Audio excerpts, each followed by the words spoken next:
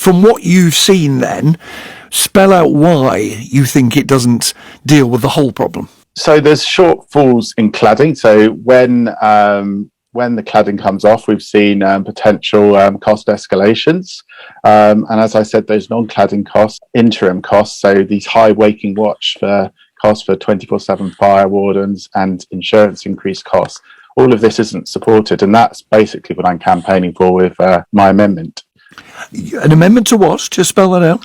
So it's an amendment to the Building Safety Bill. And instead of these voluntary contributions we're seeing here, and that's very difficult to bring in because some investors in these builders may say, well, 4 billion is a third of our 12 billion in dividends, and we don't want to give up our dividends. And so we're very concerned that voluntary contributions will just not be deliverable.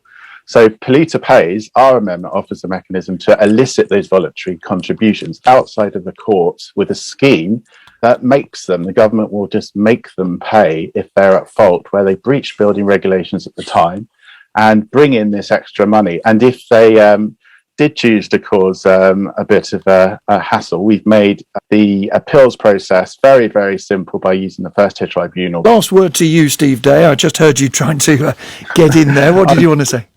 Well, we've had top parliamentary counsel, that's a lawyer in government that's worked for 20 years, Daniel Greenberg, sign this off with the top construction QC. So this Polluter Pays amendment, and we've been working with government for 6 months with Lord Greenhow and his team directly. Daniel Greenberg in our Polluter Pays conference in the House of Lords said there's no more issues from the department. So no, I don't accept that the amendment won't work. It will force those responsible to pay in full, and it will transform fire safety in construction for generations to come to honour those victims in Grenfell that have been failed by corner cutting.